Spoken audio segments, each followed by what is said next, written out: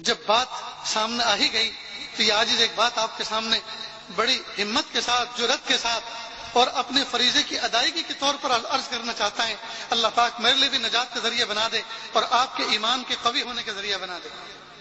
جس زمانے میں ہمارے اس پیارے وطن کے دو ٹکڑے ہوئے، کچھ لوگ پڑوس میں جا کے بس گئے، کچھ لوگ یہیں رہے، اور جس زمانے میں یہ پارٹیشن وجود میں آیا تو لوگوں کے دل ٹوٹے ہوئے تھے، ادھر سے ہجرت کر کے لوگ ادھر جا رہے تھے، ادھر سے ہجرت کر کے لوگ ادھر آ رہے تھے۔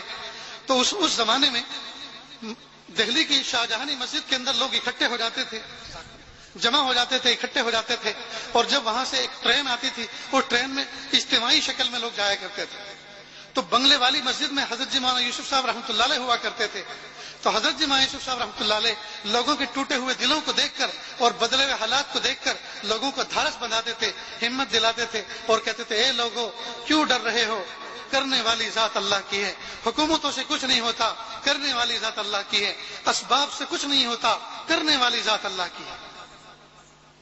اب اس زمانے میں اس ملک کے وزیر اعظم تھے جواہر لال نہرو، اور حضرت مولانا ابوالکلام آزاد رحمۃ اللہ علیہ کہ وہ خاص دوست تھے، ان کو اپنا مشیر سمجھتے تھے حضرت مولانا ابوالکلام آزاد کو۔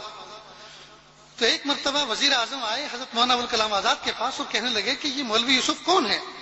یہ کوئی نیا پارٹیشن کروانا چاہتا ہے، اس ملک کا ایک اور ٹکڑا کروانا چاہتا ہے، نئی جماعت بنا رہا ہے۔ حضرت مولانا ابوالکلام آزاد کو اللہ تعالیٰ غریق رحمت فرمائے، اگر اس وقت وہ ایک جملہ ایسا کوئی کچا کہہ دیتے شاید یہ دعوت تبلیغ کا مبارک عمل ہمیشہ کے لیے بند ہو جاتا، لیکن اب قیامت تک جب تک یہ چلتا رہے گا اس کا اجر حضرت مولانا ابوالکلام آزاد کو ملتا رہے گا۔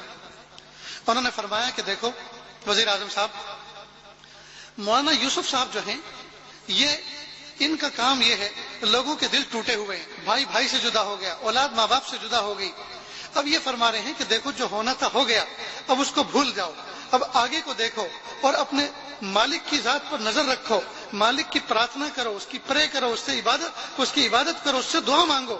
حالات ہمیشہ ایک جیسے نہیں رہا کرتے، بادل ہمیشہ ایک جیسے نہیں رہا کرتے، موسم ہمیشہ ایک جیسا نہیں رہا کرتا، حالات اچھے ہوں گے، اس وقت بدحالی ہے، اللہ تعالیٰ خوشحالی عطا فرمائے گی، سکون کے ساتھ اپنے مقام پہ رہو۔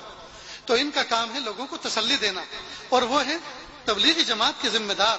تبلیغی جماعت یعنی مسلمانوں کی جماعت، مسلمانوں کی جماعت یعنی دین کی جماعت، دین کی جماعت یعنی اللہ والوں کی جماعت۔ اب اگر تم اس کے بارے میں کوئی فیصلہ کرنا چاہ رہے ہو اور تم اس کو پابندی لانا چاہ رہے ہو تو یاد رکھنا ہماری نئی نئی حکومت بنی ہے، انگریز یہاں سے رخصت ہوئے ہیں، ہمیں پوری دنیا کے لوگوں کو لے کر چلنا ہے۔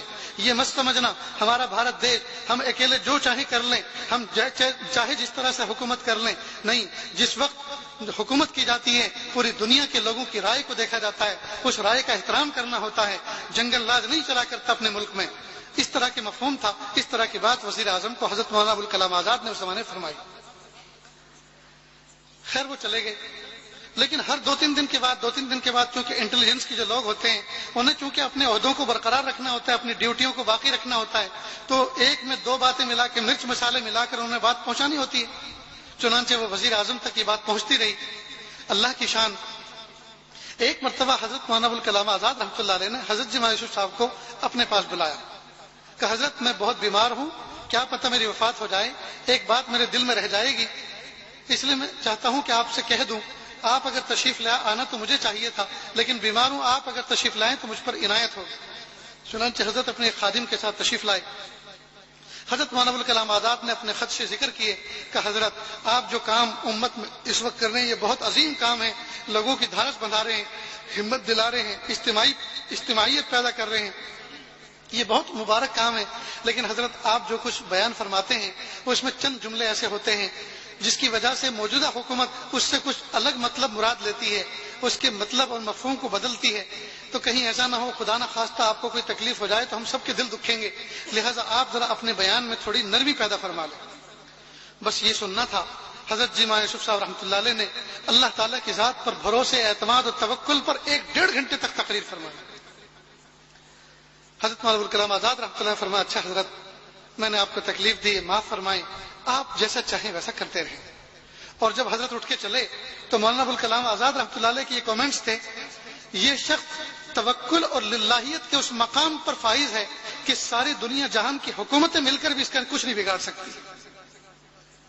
اللہ کی شان، حضرت جی مولانا یوسف صاحب رحمۃ اللہ اوپر سے نیچے اتر رہے تھے اور اس وقت کے وزیر اعظم جواہر لال نہرو نیچے سے اوپر سیڑھی پر چڑھ رہے تھے اور دونوں ایک دوسرے کو پہچانتے نہیں تھے. حضرت گاڑی میں بیٹھے اور بنگلے والی مسجد کے لیے روانہ ہو گئے. وزیر اعظم صاحب حضرت مولانا ابوالکلام آزاد کے پاس آئے اور فرمانے لگے کہ یہ شخص آپ کے پاس سے نکل کر کون گیا؟ کہ یہ وہی تو مولوی یوسف ہیں جن کے بارے میں آپ ہمیشہ پریشان رہتے ہیں، جن کے بارے میں آپ خبر لے کے میرے پاس آتے ہیں. کہ اچھا یہ وہی تھے؟ کہ ہاں ہاں وہی تھے. کیوں کچھ بات تو نہیں ہوئی؟ کچھ انہوں نے آپ سے کہا؟ کہ نہیں کہا تو کچھ بھی نہیں.